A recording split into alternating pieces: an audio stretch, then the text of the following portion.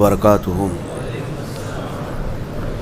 الحمد للہ وکفا وسلام علی حبیبہ المصطفیٰ اما بعد فاعوذ باللہ من الشیطان الرجیم بسم اللہ الرحمن الرحیم.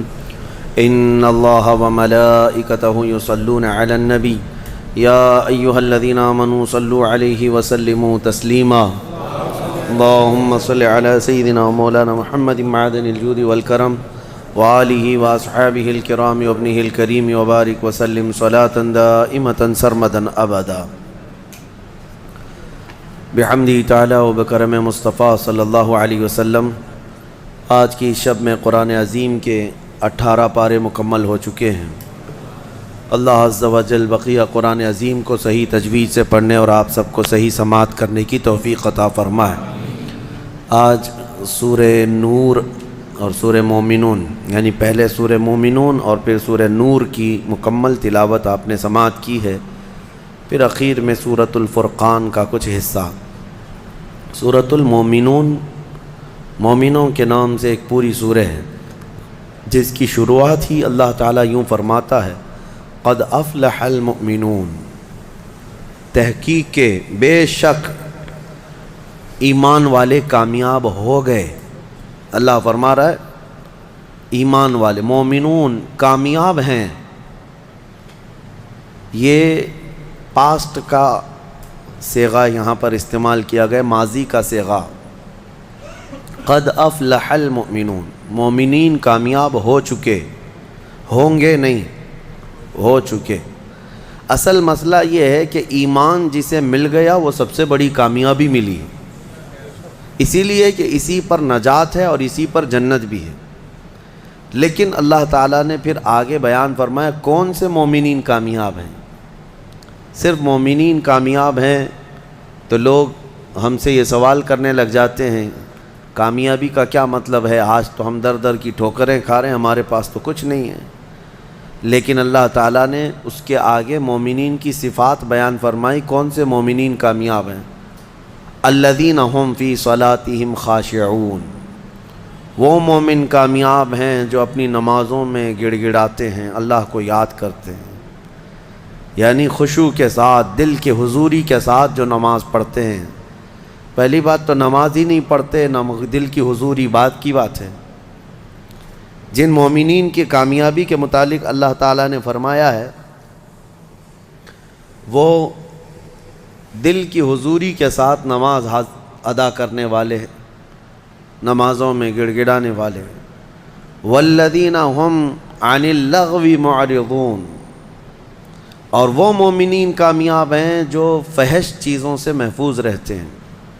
فحش بدکاریوں سے نہ وہ بری بات بولتے ہیں نہ برے کام کرتے ہیں. ان کی کامیابی کی اللہ ضمانت دے رہا ہے. اور جو چوری میں، ڈکیتی میں، زنا میں ملوث ہیں ان کا کیا اس سے تعلق ہے کامیابی سے؟ والذین هم للزکاة فاعلون. اور جو زکوٰۃ مکمل طور پر دیتے ہیں وہ مومنین کامیاب ہیں. 5ویں نمبر پہ والذین هم لفروجہم حافظون. اور وہ مومنین کامیاب ہیں جو اپنی شرمگاہوں کی حفاظت کرتے ہیں. اللہ تبارک و تعالیٰ نے یہاں پر جن مومنین کی کیٹیگری بیان کی ہے اس میں اگر ہم فٹ بیٹھتے ہیں تو پھر سوال بھی کریں آپ کہ ہماری کامیابی کہاں ہے، اور نہیں ہے تو پھر اس کی اصلاح کریں. نمازوں میں کہیں کمی ہوگی یا لغویات میں ہوں گے یا زکوٰۃ میں کم ہوں گے یا پھر جو ہے اپنی حفاظت میں کمی ہوگی، کہیں نہ کہیں کوئی کمی ہوگی. ورنہ رب تبارک و تعالیٰ کا وعدہ برحق ہے کہ اللہ تعالیٰ نے جب قرآن میں کوئی چیز فرمایا کہ وہ کامیاب ہے تو کامیاب ہو کے رہے گا. اللہ کریم ہمیں ان اعلیٰ صفات والے مومنین میں شامل فرمائے. سورۃ المومنون میں اللہ تعالیٰ نے اور بھی دیگر ہمارے لیے احکام بیان فرمائے ہیں. اس میں اخیر میں اللہ تبارک و تعالیٰ اس کی آخری جو آیتیں ہیں وہ بڑی ہی ہمارے لیے درس والی ہیں اور ایک جھنجھوڑنے والی آیتیں ہیں. اللہ فرماتا ہے افحسبتم انما خلقناکم عبثا وانکم الینا لا ترجعون. کیا تم یہ سوچ کر کے بیٹھے ہو کہ تم کو ہم نے بیکار میں پیدا کیا اور تم ہماری طرف نہیں لوٹائے جاؤ گے؟ یہ اللہ تعالیٰ کا سوال ہے۔ تم یہ سوچ کر کے بیٹھے ہو کہ تم کو ایسی فالتو پیدا کیا گیا، بیکار میں پیدا کیا گیا؟ نہیں، تمہارا ایک بہت بڑا مقصد ہے پیدا کرنے کا۔ اللہ تعالیٰ نے ایک مچھر بھی دنیا میں بغیر کسی مقصد کے نہیں پیدا کیا، ہر ایک کی ایک غرض ہے۔ ہمیں بھی جو پیدا کیا گیا ہماری ایک غرض ہے، وہ کیا ہے؟ اللہ نے خود قرآن میں فرمایا وَمَا خَلَقْتُ الْجِنَّ وَالْإِنسَ إِلَّا لِيَعْبُدُونَ، میں نے جنات اور انسانوں کو صرف اس لیے پیدا کیا کہ وہ میری عبادت کریں۔ اللہ کی عبادت کرنا یہ انسان کی تخلیق کا مقصد ہے، اور جو انسان اپنے اصلی مقصد کو بھول گیا پھر وہ انسانیت سے بھی ہٹ گیا ہے، انسانیت سے بھی ہٹ گیا ہے۔ ایک عجیب و غریب بات ہے، جس نے پیدا کیا تمہیں اس کو انسان نہیں پہچان پا رہا آج، اور اسی کی عبادت نہ کر پا رہا ہو، تو پھر اب کس کا ہو سکتا ہے؟ یہ کس کا ہو سکتا ہے؟ اسی لیے شیخ سعدی رحمۃ اللہ تعالیٰ علیہ سے منسوب ایک بات ہے، آپ نے فرمایا جو نمازیں نہیں پڑھتا، جو اللہ کی عبادت نہیں کرتا، اس کو قرضہ بھی مت دو، قرض بھی مت دو۔ کہا کیوں؟ قرض سے اس کا کیا تعلق؟ کہا جو اللہ کا قرض نہیں ادا کر رہا وہ تمہارا کیا ادا کرے گا؟ قرض نہیں بلکہ اللہ کا فرض ہے، جو اللہ کا فرض نہیں ادا کر پا رہا ہو جبکہ وہ اس کا خالق ہے، تمہارے سے کیا تعلق ہے؟ انسانوں کا زیادہ سے زیادہ چند دنوں تک دوستی ہو سکتی ہے، یا رشتے بھی ہیں تو سانس تک، اس کے بعد کہاں تعلق ہے تمہارے؟ قیامت کے دن تو ماں بیٹے کو نہیں پہچانتی، بیٹا باپ کو نہیں پہچانتا، لیکن بندے اور خالق کا رشتہ تو ہمیشہ سے ہے اور ہمیشہ رہنے والا ہے۔ تم جب نہیں پیدا ہوئے تھے تب بھی تمہارا خالق اللہ ہی ہے، یعنی تمہیں نطفے سے لے کر کے یہاں تک لایا، یہاں بھی تمہارا خالق وہی ہے۔ قیامت کے دن جب وہ تمہیں دوبارہ اٹھائے گا تب بھی وہ تمہارا خالق ہے۔ خالق کا بندے سے رشتہ کبھی ختم نہیں ہوا، تو جو بندہ اپنے خالق کے ساتھ مکمل نہیں ہو سکا تو پھر وہ دوسرے کے ساتھ کیسے ہو سکتا ہے؟ دوسرے کے ساتھ اس کے کیا سلوک ہو سکتے ہیں؟ اسی لیے قرآن میں اللہ فرما رہا ہے کیا تم یہ سوچ کر کے بیٹھے ہو کہ ہم نے تمہیں خالی پیدا کیا ہے، اور کیا تم نہیں لوٹائے جاؤ گے ہماری طرف؟ لائے جاؤ گے، ہر ایک لوٹایا جائے گا، ہر ایک۔ ابھی چند دنوں پہلے کی ایک بات ہے، ایک چھوٹا سا رسالہ، ایک لٹریچر جو گوتم بدھ کی عبادت کرتے ہیں ان لوگوں کی طرف سے تھا کہ دنیا کا ایک بہت اعلیٰ ذہن کا انسان تھا، اس نے بہترین تعلیمات دی تھی، تو اس پر کسی نے، ایک مسلمان نے نقطہ لگایا تھا اور ان سے بحث ہو رہی تھی جو بدھسٹ ہیں۔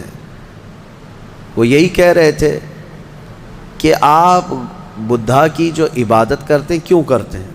کہا کہ وہ مہان آدمی ہے، مہان انسان ہے، مہان آدمی تھا، بڑے اچھے اخلاق تھے، بڑی اچھی تعلیمات دنیا کو دی۔ تو پھر پوچھنے والے نے پوچھا کہ وہ کہاں ہیں؟ کہا وہ تو چلے گئے۔ کب؟ کہا برسوں ہو گئے، 2500 سال پہلے تو انتقال ہو گیا، مر گئے۔ کہا آئے تھے اور چلے گئے۔ تو پوچھنے والے نے پوچھا تو یہ تو بڑے کمال کی بات نہیں، پھر ان کو لایا کون تھا اور واپس دنیا سے لے کے کون گیا؟ اگر وہ سب سے مہان ہے تو آج ہوتا اور ہم بھی اس کے پیچھے چلتے۔ کہا کہ اب وہ پیدا ہوا اور پھر دنیا سے چلا گیا، ہم یہ پوچھ رہے ہیں کون ان کو دنیا میں لایا تھا اور کون دنیا سے لے کے گیا؟ وہ بیچارہ خاموش ہو گیا۔ اس نے کہا کوئی تو طاقت ہوگی۔ کہا وہی طاقت ہر ایک کو موت کے بعد لوٹائے گی۔ دنیا کا چاہے سب سے بڑی طاقت کا انسان بھی کیوں نہ ہو، اسے موت ہے اور وہ اللہ کی بارگاہ میں لوٹایا جائے گا۔ اسی کو اللہ تعالیٰ فرماتا ہے تم کیا سوچ کر کے بیٹھے ہو کہ تم ہماری طرف نہیں لوٹائے جاؤ گے؟ تم سب کو اللہ کی طرف لوٹ کر کے جانا ہے۔ اس دن کو یاد رکھو، اس دن کو یاد رکھو جب یہ ساری چیزیں دھری کی دھری رہ جائیں گی اور تم آخری سفر پر نکل چکے ہوں گے، اور عجیب و غریب حالت میں ہم جاتے ہیں۔ میرے عزیزو، یہ سارے ہمارے کپڑے، ہماری جائیدادیں، ہماری سواریاں، ہماری گاڑیاں سب رہ جاتی ہیں۔ آج تک آپ نے دیکھا کہ کوئی آدمی جنازے کی بجائے مرسیڈیز میں قبر میں جا رہا ہو؟ نہیں، وہ بھی 4 کندھوں پر بوجھ بن کر کے ہی جا رہا ہے۔ بڑی اعلیٰ قسم کی سواریاں وہ وہیں رہ جاتی ہیں، بڑے عمدہ لباس یہیں رہ جاتے ہیں۔ آخری سفر کا ایک مخصوص لباس ہے، ایک مخصوص انداز ہے، اور ایک مخصوص طریقے سے لے جا کر کے قبر کے حوالے کر کے آ جاتے ہیں۔ اور اسی کو فرمایا گیا ہے کہ جس کو یہ اپنا آخری سفر یاد ہوگا، اسے یہ بھی یاد ہوگا کہ میں یہاں کیوں آیا ہوں۔ کبھی آج تک آپ نے اپنے اندر جھانک کر کے پوچھا، کبھی سوچا زندگی میں کبھی ایسا وقت آیا کہ ابھی جیسے مثال کے طور پر مسجد میں آ کر بیٹھے، ابھی میں آپ سے پوچھوں پکڑ کر کے کیوں آئے ہو یہاں پہ مسجد میں، فوراً آپ جواب دیں گے عبادت کے لیے آئے ہو۔ مسجد کائے کے لیے ہے؟ عشاء کا وقت ہو رہا تھا، نماز پڑھنے کے لیے آیا، یا محفل چل رہی تھی محفل میں آ گیا۔ یہ تو تمہارا مقصد ہے۔ ہر کام کا تمہارا مقصد ہوتا ہے۔ کبھی یہ سوچا میں دنیا میں کیوں آیا، پوری دنیا میں کیوں آیا؟ جس نے اس سوال کا جواب حاصل کر لیا وہ معرفت کو پہنچ گیا۔ جو صحیح طریقے سے اس جواب کو پہنچ گیا وہ اللہ کی معرفت حاصل کر لے گا۔ اسی لیے میرے عزیزو، آگے رب تعالیٰ فرماتا ہے أَفَحَسِبْتُمْ أَنَّمَا خَلَقْنَاكُمْ عَبَثًا أَفَحَسِبْتُمْ أَنَّمَا خَلَقْنَاكُمْ عَبَثًا وَأَنَّكُمْ إِلَيْنَا لَا تُرْجَعُونَ۔ حضرت موسیٰ علیہ الصلوۃ والتسلیم کے متعلق ایک بات ملتی ہے۔ ایک چھپکلی تھی، دیوار پر چل رہی تھی۔ موسیٰ علیہ السلام نے پوچھا، مولا اس کا کیا کام ہے؟ اس کا کیا کام ہے؟ یہ کیوں پیدا ہوئی ہے؟ چھپکلی کا ضروری نہیں کہ ہر ایک کی حکمت آپ کو معلوم ہو، کون دنیا میں کیوں آیا۔ اللہ نے کوئی بھی چیز بغیر فائدے کے نہیں پیدا کی۔ رب تبارک و تعالیٰ نے ارشاد فرمایا، موسیٰ تھوڑی دیر پہلے چھپکلی نے مجھ سے پوچھا کہ موسیٰ کو مولا تو نے کیوں پیدا کیا؟ حضرت موسیٰ علیہ السلام کا کیا کیا کام ہے؟ یہ ضروری نہیں کہ مخلوقات کو ایک دوسرے کی حکمتیں معلوم ہوں، ضروری نہیں ہے، لیکن اللہ تعالیٰ عبث بغیر کسی وجہ کے محض کسی کو نہیں پیدا کیا۔ بس اپنے مقصد زندگی کو سمجھو اور فالتو اپنی زندگی کو ضائع مت کرو۔ جو لوگ بیٹھے اسی طرح سے اپنی زندگی کو ضائع کر رہے ہیں، ان نوجوانوں کو ایک دن احساس ہو جائے گا کتنی قیمتی چیز دنیا میں ضائع کر دیا انہوں نے، کتنی قیمتی چیز۔ کروڑوں کا معجون ملا کر کے بھی بڑھاپے کو جوان کر کے دکھا دو۔ یہ گیا وقت پھر ہاتھ آتا نہیں، سدا دور دورہ دکھاتا نہیں۔ آپ جس طرح سے تیزی سے اس دنیا کو کاٹتے ہوئے جا رہے ہیں، میاں ہم تو منٹ منٹ گن رہے ہیں۔ آج دیکھیں ہم 15 تراویح پڑھ چکے ہیں الحمدللہ۔ ابھی تو ہم چاند کے انتظار میں تھے۔ یوں ہی وقت آئے گا، اللہ آپ کو سلامت رکھے، ہماری زندگی کا بھروسہ نہیں، اگلا رمضان بھی پھر آپ بیٹھیں گے۔ بہت تیزی سے آپ کی زندگیاں گزرتی جا رہی ہیں، اور اچانک ایک دن اعلان ہو جائے گا فلاں کا بیٹا انتقال کر چکا، جنازے میں حاضر ہو جاؤ۔ یہی زندگی ہے۔ اسی لیے عبث اپنی زندگی کو ضائع نہ کریں۔ جو زندگی کے لمحات ہیں ان میں کچھ نہ کچھ انویسٹ کر دو تاکہ قیامت کے دن شرمندہ ہونا نہ پڑے، ذلیل ہونا نہ پڑے، رسوا ہونا نہ پڑے۔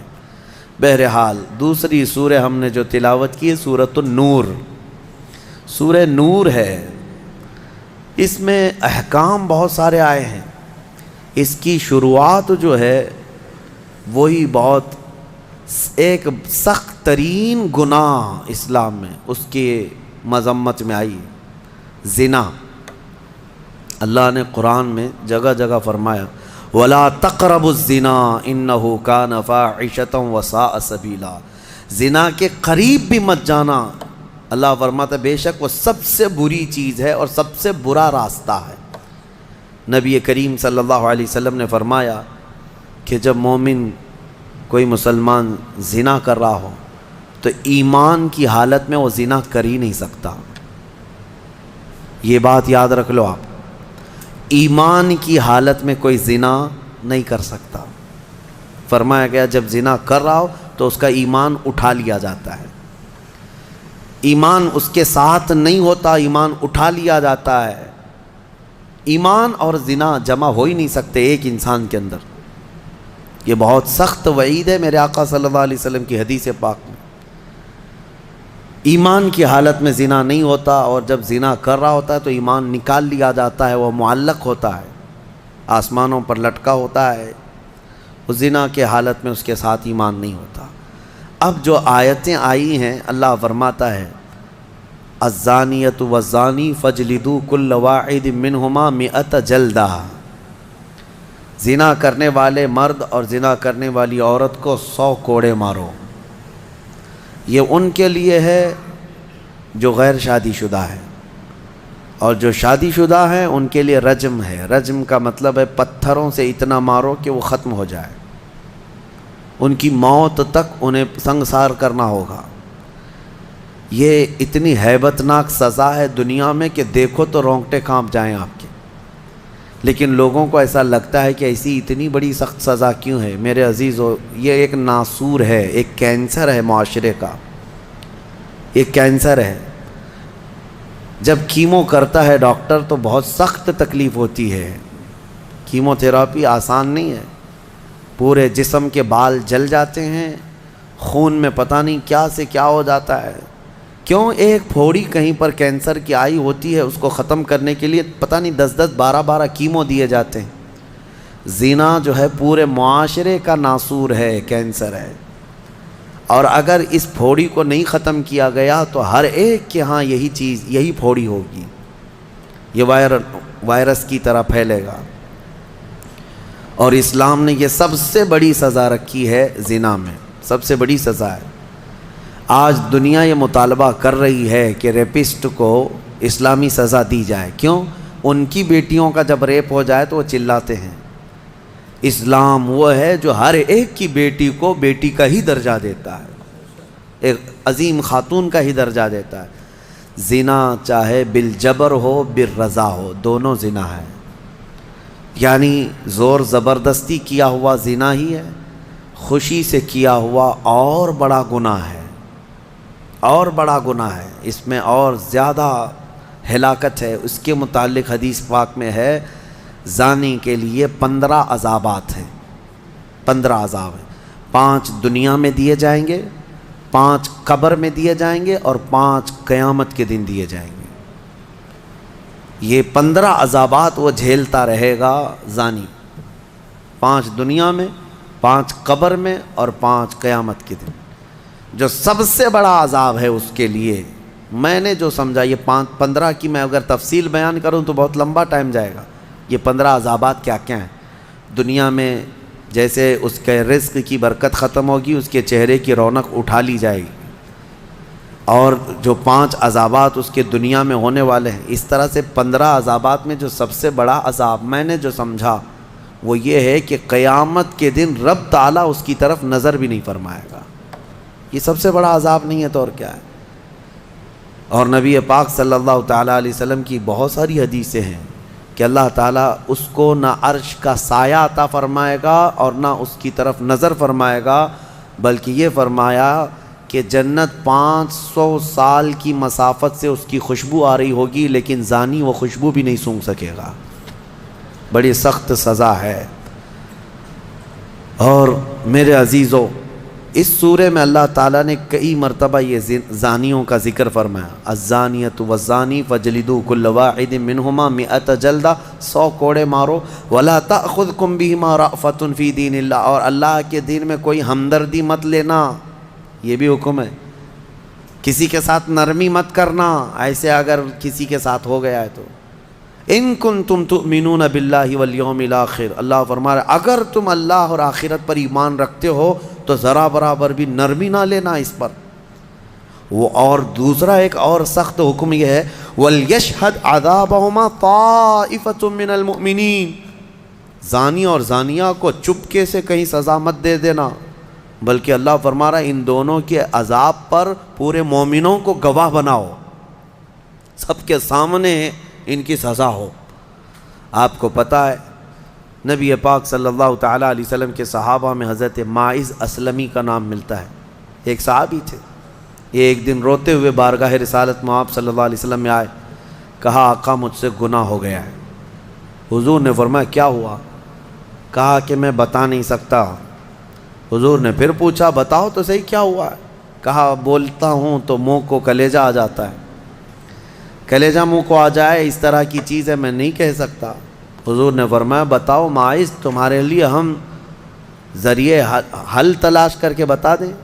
انہوں نے کہا یا رسول اللہ مجھ سے زنا ہو گیا ہے۔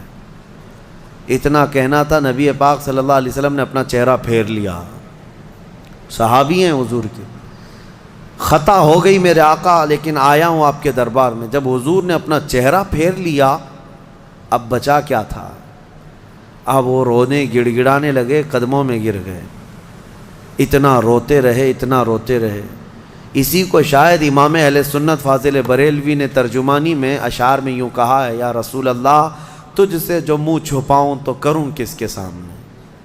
کیا اور کسی سے توقع نظر کی ہے؟ بد ہیں تو آپ کے، بھلے ہیں تو آپ کے، ٹکڑوں پہ یہیں کے پلے ہیں، رخ کدھر کریں؟ نبی پاک صلی اللہ تعالیٰ علیہ وسلم نے پھر ان کو اٹھایا اور پوچھا بتاؤ ہوش میں ہو، ہوش و حواس میں کہہ رہے ہو؟ حضور نے جب پوچھا کہا ہاں میں ہوش و حواس میں کہہ رہا ہوں۔ کہا تمہیں کوئی بیماری، کوئی غشی، کوئی نشہ تو نہیں؟ کہا نہیں میں ہوش و حواس میں کہہ رہا ہوں۔ 3 مرتبہ جب پوچھا تو انہوں نے اقرار کیا۔ صحابہ سے میرے آقا نے فرمایا دیکھو ماعز اقراری مجرم ہے، اسلام میں سزا ہے، یہ شادی شدہ ہے، لے جاؤ اس کو سنسار کر دو، سنسار کرو۔ خود میرے آقا صلی اللہ علیہ وسلم سزا میں تو نہیں گئے، صحابہ کے حوالے کر دیا۔ اب وہ مدینے میں ایک پہاڑی ہے جبل انم، وہاں پر لے جایا گیا اور پہاڑ کے اوپر سے ماعز اسلمی کو ڈھکیل دیا گیا۔ وہ لڑکتے ہوئے نیچے آئے، تھوڑا سا بہت اونچی پہاڑی نہیں ہے، وہ چھوٹی پہاڑی ہے۔ پھر وہاں سے جتنے صحابہ تھے ان سب نے پتھر مارنا شروع کیا اور سب اتنے پتھر برسائے گئے تھے کہ ماعز اسلمی کی روح نکل گئی، انتقال ہو گیا، زخمی حالت میں تھے۔ جب واپس آئے میرے آقا صلی اللہ علیہ وسلم غمگین تھے۔ اس وقت صحابہ سے پوچھ رہے تھے بتاؤ ماعز کے ساتھ کیا کیا تم نے؟ کہا حضور سب ان کو سنسار کر رہے تھے۔ ایک صحابی آگے بڑھ کر کہتے میرے ہاتھ میں اونٹ کی ہڈی تھی، وہ لے کر کے میں نے مارا تو ماعز کی کھوپڑی پر لگ گیا، خون کا فوارہ اچھل کر میرے بدن پہ آیا۔ میں نے یہ کہا یہ کس پاپی کا خون لگ گیا، یہ کس خطاکار کا خون لگ گیا؟ میں کپڑے جھاڑ کر کے باہر آ رہا، میرے آقا صلی اللہ تعالیٰ علیہ وسلم کو بڑا غم ہوا، کھڑے ہو گئے، کہا یہ جملہ مت کہو، ماعز نے موت سے پہلے سچی توبہ کر لی۔ سزا تو دینی ہی تھی، اسلامی حکومت ہے تو سزا دی جائے گی، صرف توبہ کافی نہیں ہے۔ توبہ کر لی لیکن اب اس کے لیے برا جملہ مت کہو۔ میرے آقا نے فرمایا اللہ تعالیٰ نے ماعز کی سچی توبہ کی وجہ سے جبرائیل کو بھیجا اور یہ فرمایا یا رسول اللہ آپ کے غلام نے ایسی توبہ کی ہے کہ اس کی توبہ کے عوض اللہ نے پورے مدینے والوں کی گناہ معاف فرمایا، سب کی توبہ کے برابر فرما دیا۔ میرے عزیزو سزا تو دی گئی۔ ایک اور صحابی آئے، وہ بھی آئی تھی بارگاہ رسالت میں آپ صلی اللہ علیہ وسلم میں، کہا کہ مجھ سے خطا ہو گئی ہے، حمل بھی تھا۔ حضور نے فرمایا جاؤ بچے کی ولادت کے بعد آؤ۔ بچہ پیدا ہو گیا، وہ بچہ کو 1 دن 2 دن کا بچہ تھا، وہ لے کر کے حاضر ہو گئی، کہا مجھے پاک کر دیجئے، مجھے پاک کر دیجئے۔ ان صحابہ کو یہ ڈر تھا کہ قیامت کی سزا بہت سخت ہے، دنیا ہی میں لے لو بہتر ہے، بہت عظیم ہے سزا جو قیامت کے متعلق فرمایا گیا۔ وہاں تو ہلکی سزا یہ ہے زنا پر کہ فرشتے لوہے کی سلاخ جو ہوتے ہیں وہ گرما کر کے ان کی شرمگاہوں پر مار رہے ہوں گے، اور ان کی شرمگاہوں سے جو پیپ نکل رہا ہوگا محشر کے دن، فرمایا کہ ان کی بدبو سے پورے محشر والے کانپ رہے ہوں گے۔ زانیوں کی جو ہلکی سزا ہے، پھر جہنم کی سزا کا تو کیا شمار ہی نہیں۔ لیکن یہ صحابیہ آئیں، کہا کہ حضور نے فرمایا بچہ ہونے کے بعد اور بچہ لے کر کے پھر آئی.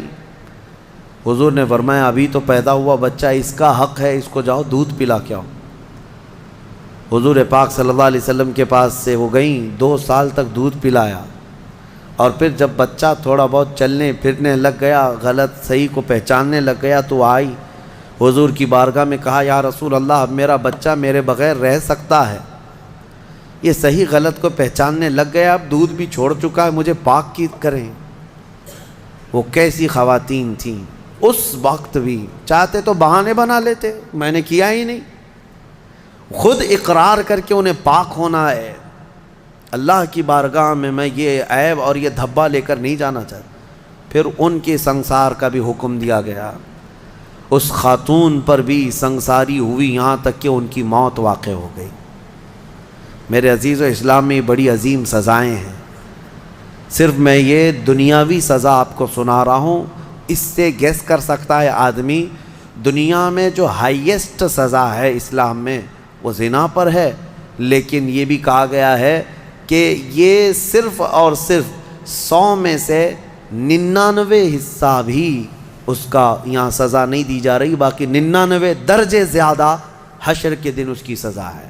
اگر وہ توبہ کے بغیر مر گیا، اگر وہ پاک ہوئے بغیر مر گیا، اس سے 100 گنا 99 گنا زیادہ جو یہاں دنیا میں سزا دی جا رہی، اس کا 99 درجے زیادہ حشر کے دن وہ سزا پائے گا.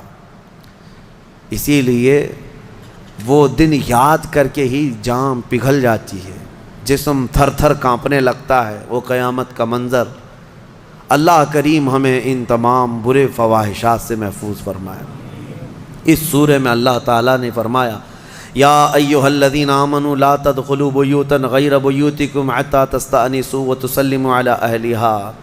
اے ایمان والو، دوسروں کے گھروں میں ڈائریکٹ ایسے داخل مت ہو جاؤ جب تک کہ تم سلام نہ کر لو. یہ تمہارے لیے بہتر ہے. گھر میں جانے کے آداب میرا مولا سکھا رہا ہے، ڈائریکٹ گھس نہ جانا کسی کے گھر میں، سلام کرو پہلے اور آگے پوچھ رہے ہیں. آگے کی باتیں بتاتا ہوں. دروازے پر کھڑے ہو کر کے دستک دو، 3 مرتبہ دستک دینا ہے. اگر 3 بار میں بھی جواب نہیں آیا تو فرمایا گیا واپس پلٹ جاؤ، اس کے پیچھے نہ لگ جاؤ. وَإِن قِيلَ لَكُمُ ارْجِعُوا فَارْجِعُوا، اگر کہہ دیا جائے کہ لوٹ جاؤ تو لوٹ جاؤ. اور لوٹ جانے کے لیے کچھ جگہ پر کہا جاتا ہے اور کچھ جگہ اشارے مل جاتے ہیں. جواب نہیں آ رہا ہے گھر کے اندر سے تو وہاں سے نکل جانا چاہیے.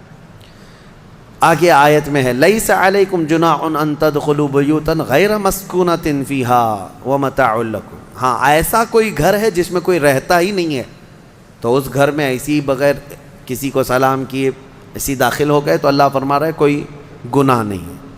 تمہارا سامان رکھا ہوا ہے کسی گھر میں لیکن رہنے والے کوئی نہیں ہے. یہاں پر یہ احکام متفرع ہوتے ہیں. تمہارا ہی گھر ہے، تم نے کسی کو کرائے سے دے رکھا ہے، تب بھی تمہیں اس گھر میں جانے کی اجازت نہیں جب تک کہ کرایہ دار رہ رہے ہیں. باہر سے سلام کرو، اور سلام کرنے کے اہل نہیں ہیں تو دستک دو. ضروری نہیں ہے کہ صرف سلام کے ذریعے ہی سے لوگوں کو پہچانا جائے. سلام کے اگر اہل نہیں ہیں وہ لوگ جو رہ رہے ہیں تو دستک دو، اس لیے کہ کون کس حالت میں بیٹھا ہوا ہے یا بیٹھی ہوئے تمہیں اندازہ نہیں. یہاں تک کہ حکم یہ ہے کہ دروازے پر دستک دے کر کے دروازے کے بالکل سامنے کھڑا ہونا بھی یہ درست نہیں، بلکہ فرمایا گیا دائیں جانب ہو جاؤ یا بائیں جانب ہو جاؤ، اس لیے کہ اگر کوئی خاتون دروازہ کھولے تو تمہارا آمنا سامنا نہ ہو جائے. یہ اسلام ہے. اور آگے اس کے فوراً آیت آتی ہے اے محبوب آپ فرما دیں مومنین سے یغضوا من ابصارہم ویحفظوا فروجہم، اپنی آنکھیں نیچی رکھیں، اپنی شرمگاہوں کی حفاظت کریں. زنا کی ابتدا آنکھوں سے شروع ہوتی ہے، آنکھوں سے ہوتی ہے، اور اللہ تعالیٰ نے وہیں پر بند باندھ دیا. نہ تمہاری آنکھیں بہکیں نہ تمہارے باقی کے اعضاء بہکیں. تم اپنی آنکھوں کی حفاظت کرو. نہ دیکھا ہوتا تو جسم کے اندر جذبات نہیں آتے، جسم کے اندر یہ خواہشات نہیں آتے، یہ فواہشات نہیں آتے. اسی لیے فرمایا گیا النظرۃ سہم من سہام الشیطان، نظر جو ہے شیطان کے تیروں میں سے ایک تیر ہے. چاہے عورت تمہیں دیکھ رہی ہو یا تم عورت کو دیکھ رہے ہو، یہ نظر جو ہے شیطان کا تیر ہے. عورتوں کو ہم پردے کیا حکم کیوں کہتے ہیں؟ اس لیے کہ بہتوں کی نظروں میں زہر ہوتا ہے، اور جیسے ہی وہ نظر ڈالتے ہیں ان کے جسم پر آ کر کے وہ نظر تیر لگتا ہے، عورت کے اندر وہ بری نظر کے اثرات پیدا ہو کر کے بری خواہشات پیدا ہو جاتے ہیں۔ اسی لیے عورتوں کو کہا گیا کہ وہ اپنی حفاظت کریں، پردے میں رہیں۔ مرد حضرات کے لیے بھی حکم ہے کہ وہ اپنی آنکھیں نیچی رکھیں۔ تم نے اگر آنکھوں کو آوارہ چھوڑ دیا تو یہ آنکھیں تمہیں زنا تک لے جائیں گی۔ یہاں نظروں کی حفاظت بہت ضروری ہے، بہت ضروری ہے میرے عزیزو۔ یہاں تک کہ حدیث پاک میں ہے، اگر کسی نے کسی کے گھر میں نظر ڈالی اور گھر والے کو یہ برا لگا تو گھر والے کو اجازت ہے کہ وہ پتھر اٹھائے اور اس کی آنکھ پھوڑ دے، اللہ اس سے مواخذہ نہیں فرمائے گا۔ کتنی بڑی بات ہے، کتنی بڑی بات ہے۔ اگر گھر والے نے آنکھ پھوڑ دیا تو اللہ اس کا مواخذہ نہیں فرمائے گا۔ کیوں؟ گھروں کی عزت کے لیے اللہ تعالیٰ نے اتنے سخت طریقے سے قوانین بنائے۔ اسلام جو ہے سوسائٹی چاہتا ہے، یہ نہیں ہے کہ یہ یورپ امریکہ کی طرح عیاشی، کوئی کسی کے ساتھ کوئی کسی کے ساتھ، کون کس کا بچہ ہے کون کس کا باپ ہے پتہ ہی نہیں۔ اسلام میں نسب اور نسل کا بہت زیادہ اہتمام ہے، بہت زیادہ اہتمام ہے۔ جن 5 چیزوں کی حفاظت فرض ہے ہر مسلمان پر، اس میں نسب کی حفاظت بھی فرض ہے۔ سب سے پہلی چیز جو مسلمان پر فرض ہے وہ جان کی حفاظت ہے، اور ان 5 چیزوں کو پھر کبھی میں عرض کروں گا، 5 چیزوں کی حفاظت ہر مسلمان پر فرض ہے۔ اس میں جان کی حفاظت، اپنی عزت کی حفاظت اور اپنے نسب کی حفاظت فرض ہے۔ اپنے نسب کی حفاظت یہ نہیں ہے، یہی تو معاملات ہیں۔ کسی عورت کو آپ نے طلاق دے دیا، تمہاری عورت تو نہیں ہے، عدت کے کیا معاملات ہیں؟ یہ عدت کیوں رکھی گئی؟ ارے ادھر طلاق دی ہے، دوسرے دن وہ کسی اور سے نکاح کر لیتی؟ نہیں نا، عورت کے 3 حیض آنے تک انتظار کرو، دوسرے آدمی کو نکاح کرنا ہے۔ کیوں؟ اس لیے کہ پہلے آدمی کا اگر ذرا برابر بھی نطفہ باقی رہ گیا طلاق کے وقت، تو پھر اس عورت سے دوسرا مرد نکاح کر لیا تو پھر 2 مردوں کا نطفہ ایک عورت کے اندر جائے گا تو نسب میں خلط ملط ہو جائے گا، کس کا بچہ ہے پتہ نہیں چلے گا۔ عورت کو پورا پاک ہو جانے دو، کلین ہو جانے دو، تاکہ دوسرا کوئی نکاح کر رہا ہے تو یہ ثابت ہو جائے کہ یہ اس کے بعد اگر بچہ ہوگا تو اسی مرد کا ہوگا۔ سائنس بھی اس بات کو تسلیم کرتی ہے کہ اگر پہلے مرد کا کوئی نطفہ یا کوئی ذرہ بھی باقی رہ گیا ہے تو عورت کو اگر 3 حیض کنٹینیو آ گئے ہیں تو سمجھ لو کہ اس کے اندر کوئی نطفہ باقی نہیں رہا، صاف ہو چکی عورت۔ اور اگر نطفہ ہوتا تو حیض نہیں آتے، حمل قرار پاتا، حمل ٹھہر جاتا، حیض نہیں آتا حمل کے دنوں میں۔ یہ اسلام ہے جو نسب کی حفاظت کر رہا ہے۔ اسی لیے نظروں کی حفاظت کرو اور اپنی شرمگاہوں کی حفاظت کرو۔ اس بے راہ روی کے دور میں، اس فتنے کے دور میں مسلمانوں، گھڑی گھڑی میں آپ کو یہ تنبیہ کر رہا ہوں کہ شیطان کا سب سے بڑا حربہ یہی ہے کہ وہ مسلمان کو زنا کے راستے پر ڈال دیتا ہے، اور اس لیے کہ سب سے آسان دوزخ کا راستہ یہی ہے۔ ہر مرد اور ہر عورت کے اندر خواہشات ہیں، ہر مرد ہر عورت کے اندر نفس ہے، اور وہ اس کام میں آسانی سے آ جاتا ہے۔ میں سمجھتا ہوں پوری دنیا میں الحمدللہ سب سے زیادہ زنا پر کنٹرول اگر کوئی کرتا ہے تو میرے مصطفیٰ کا غلام ہی ہو سکتا ہے مسلمانوں کے اندر، الحمدللہ۔ ہاں، جو بے راہ رو ہو چکے ہیں، جو بھٹک چکے ہیں راستہ، اور جن کو اپنے نبی پاک سے کوئی واسطہ ہی نہیں، میرا ان سے کوئی کلام بھی نہیں، میرا ان سے کوئی خطاب بھی نہیں، میں سمجھتا ہوں دنیا میں، ارے وہ کرسچین جو میری کی قسم کھاتے ہیں اور پتہ نہیں کرسمس میں کتنی میریوں کی عزت لوٹ لیتے ہیں۔ ہاں، پاکیزہ مریم کی قسم کھاتے ہیں نا، ہاں وہ جو ہے میری حضرت بی بی مریم کو کہتے ہیں جو سب سے پاکیزہ عورت ہے۔ اگر سب سے پاکیزہ خاتون پر ان کا ایمان ہے تو پھر یہ کرسمس میں ہوتا کیا ہے؟ پتہ نہیں کتنی عورتیں اس دن زنا کی شکار ہو جاتی ہیں۔ تو یہ میری کی قسم اٹھانے والے ہی میریوں کو لوٹ لیتے ہیں۔ اسلام یہ نہیں ہے۔ اسلام میں نہ مسلمان خاتون کو نہ ہی غیر مسلم خاتون کو تمہیں نظر بھر کر کے دیکھنے کی اجازت ہے۔ ہاں، اگر کوئی بھٹک گیا ہے تو اسلامی حکم پر نہیں چل رہا ہے، لیکن اگر اسلام پر چل رہا ہے تو میں دعوے کے ساتھ کہہ سکتا ہوں، دعوے کے ساتھ، پوری دنیا میں اس مرض پر سب سے بہترین کنٹرولنگ کا راستہ کسی کا ہے تو وہ محمد رسول اللہ کا ہے، میرے آقا صلی اللہ علیہ وسلم۔ میرے عزیزو، اس سے بچنے کے لیے ہی تو میرے آقا نے فرمایا کہ شادی کر لو، نکاح کر لو، نکاح کو آسان بناؤ تاکہ زنا کرنا مشکل ہو جائے۔ اور میں نے اس سے قبل بھی کہا تھا کہ جوان ہو جائے کوئی لڑکی تو اسے جلد سے جلد نکاح کر کے دے دو، اور اگر کوئی جوان لڑکا ہے خواہش ہے نکاح کی تو اس کے لیے زیادہ دیر انتظار نہ کرو۔ اگر گناہ میں پڑنے کا اندیشہ ہے، نکاح کیا ہے؟ سنت ہے نا میرے مصطفیٰ کی، النکاح من سنتی، حدیث پڑھ سنتے ہوں گے آپ خطبہ نکاح میں بھی، حضور نے فرمایا نکاح میری سنت ہے، یہی سنا نا آپ نے۔ لیکن شریعت کا حکم یہ ہے کہ وہ مرد جس کو گناہوں میں پڑنے کا اندیشہ ہے اس کے لیے نکاح سنت نہیں، نکاح فرض ہے۔ اب جتنی تاخیر کرے گا اتنا اس پر گناہ بڑھتا جائے گا، اس لیے فضول اور بے حیائی کے کاموں میں پڑنے سے تو بہتر ہے کہ حلال راستے پر چلا جائے۔ اللہ کریم ہم سب کو کہنے سننے سے زیادہ عمل کی توفیق عطا فرمائے۔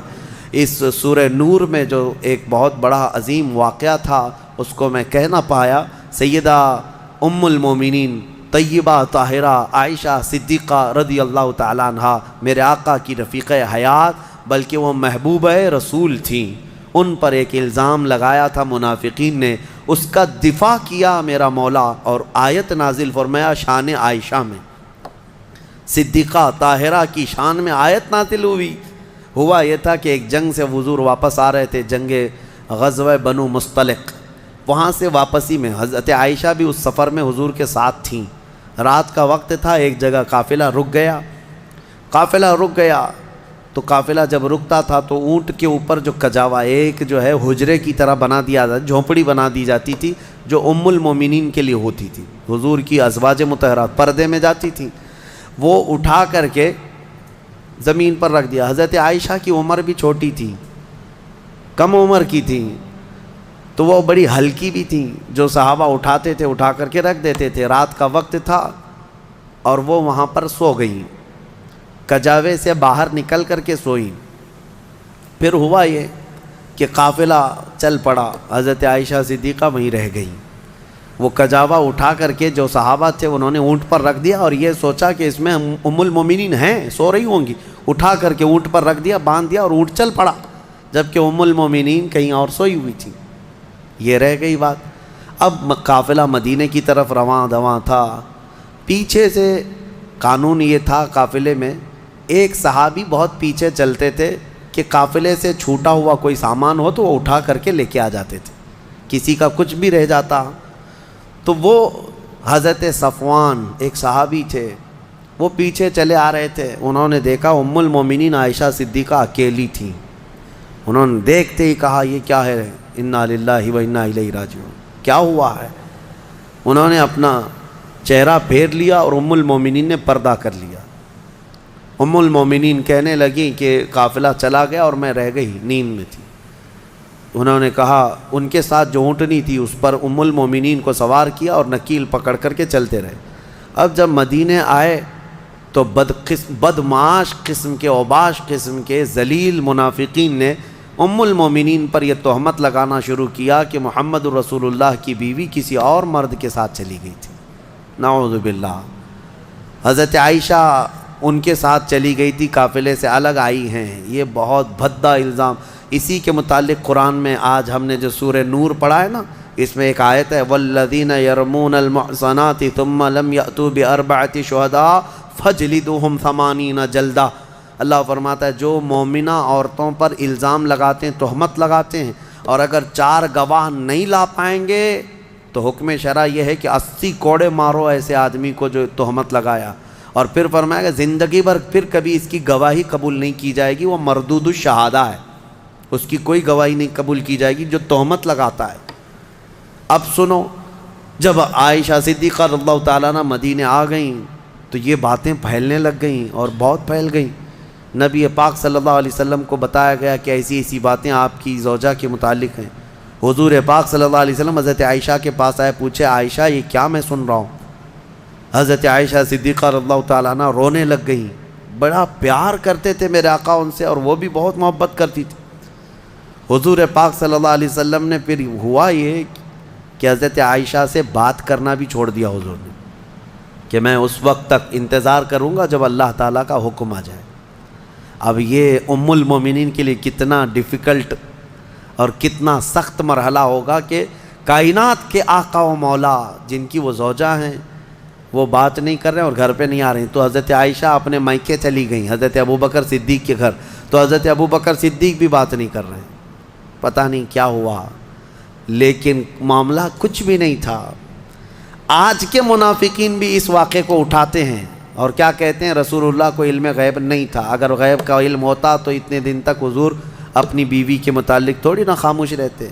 اس وقت کے منافق تہمت عائشہ صدیقہ پہ لگا رہے تھے، آج کے منافق جو ہے حضور پاک پر یہ تہمت لگاتے ہیں علم غیب نہیں تھا۔ سنو، میں دونوں مسئلے حل کرتا ہوں، اس کا حل بتاتا ہوں۔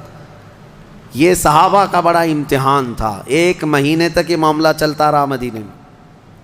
حضرت عمر فاروق رضی اللہ تعالیٰ عنہ کو حضور نے بلایا، ایک باری باری ہر ایک سے پوچھنے لگے۔ حضرت عمر سے پوچھا تمہارا کیا خیال ہے عائشہ کے بارے میں، یہ جو تہمت لگائی گئی ہے، جو افواہ ہے۔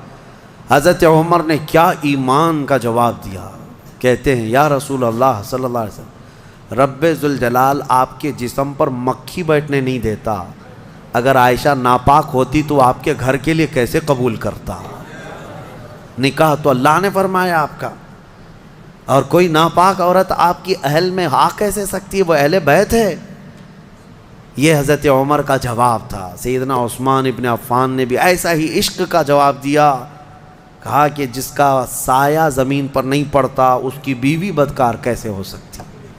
اللہ تبارک و تعالیٰ نے محفوظ رکھا۔ اب جو خواتین صحابیات تھیں ان کو بھی حضور بلانے لگے، پوچھنے لگے عائشہ کے بارے میں کیا خیال۔ یہ در حقیقت ہے کہ امتحان چل رہا تھا۔ وہاں جو منافق تھے وہ تو کہنے لگے، جب منافق کون تھے؟ بظاہر وہ مسلمان ہی تھے، حضور کے پیچھے نماز پڑھتے تھے، بڑی بڑی باتیں کرتے تھے، لیکن اندر کیا تھا وہ کیا ہے؟ جب حضور ان سے پوچھتے آپ کا کیا خیال ہے، آپ کا کیا خیال، کہتے کیا بتائیں، لوگ تو ایسا کہہ رہے ہیں، پتہ نہیں، ہو سکتا ہے بہک گئی ہوں گی، کچھ ہو گیا ہوگا۔ یہ منافقین کے جوابات تھے، یہ منافقین کے جوابات۔ ایسے بہت سارے لوگ ہیں، ہم کو تو نہیں معلوم لوگ، لیکن لوگ کہہ رہے ہیں ایسا ہوگا۔ یہ جلانے والا جواب ہوتا ہے، آج بھی ہوتے ہیں اس طرح کے جوابات، ان کو کانفیڈنس کے ساتھ کہنا نہیں ہوتا ہے۔ اب جو خواتین تھیں ان سے پوچھا گیا تو وہ تو کہنے لگی یا رسول اللہ صلی اللہ علیہ وسلم، عائشہ اتنی چھوٹی ہے کہ وہ آٹا گوندتے گوندتے سو جاتی ہے، روٹی کب پکتی ہے اسے پتہ نہیں ہوتی، تو یہ اونگ آ گئی ہوگی، سو گئی ہوگی، اور اس کا میلان کبھی کسی مرد کی طرف ہم نے نہیں دیکھا۔ کھیلنے والی خاتون ہے حضرت عائشہ۔ نبی پاک صلی اللہ تعالیٰ علیہ وسلم نے یہ سب سے پوچھا، اس کے بعد مہینہ بھر گزرنے کو تھا، آیتیں نازل ہو گئی۔ سورہ نور میں اللہ تعالیٰ نے پوری برات ظاہر فرمائی، ارشاد فرمایا بے شک وہ لوگ جو الزام لگاتے ہیں بغیر کسی سبب کے وہ بڑے ظالم ہیں۔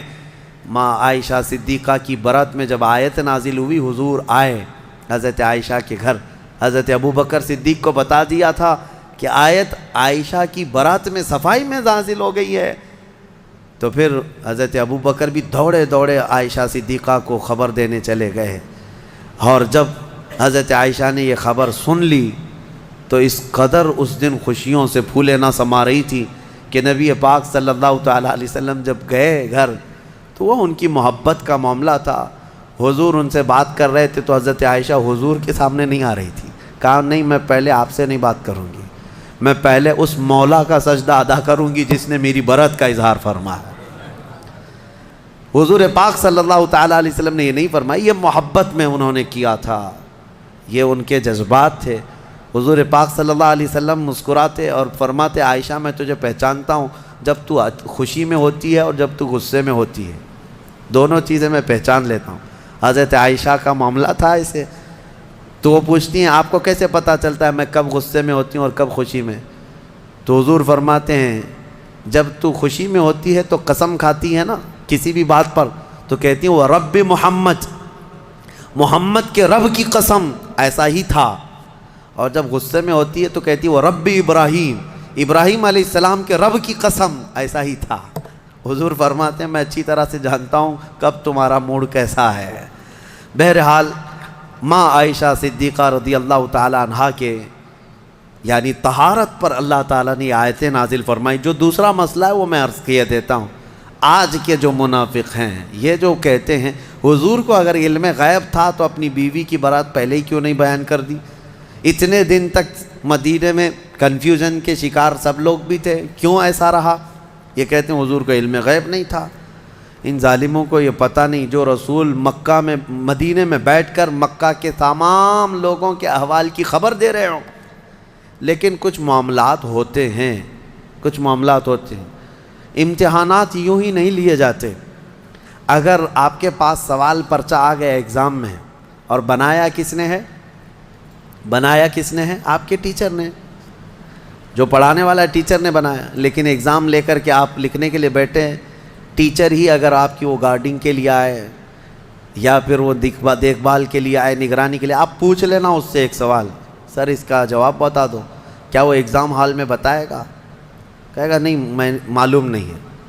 معلوم نہیں ہے مطلب اس کو معلوم ہے لیکن تیرا امتحان چل رہا ہے۔ امتحان کس کام کا ہے؟ بنایا ہے پرچہ اسی نے، امتحان وہی لے رہا ہے، لیکن وہ کچھ سوالات کے جوابات نہیں دیتا تو اس کا مطلب یہ نہیں ہے کہ اس کو علم نہیں ہے۔ علم ہے لیکن تیرا امتحان چل رہا ہے۔ آپ کو پتہ ہے ایسا معاملہ ابھی سورہ یوسف میں گزر چکا۔ حضرت یوسف علیہ السلام نے کیا کیا تھا؟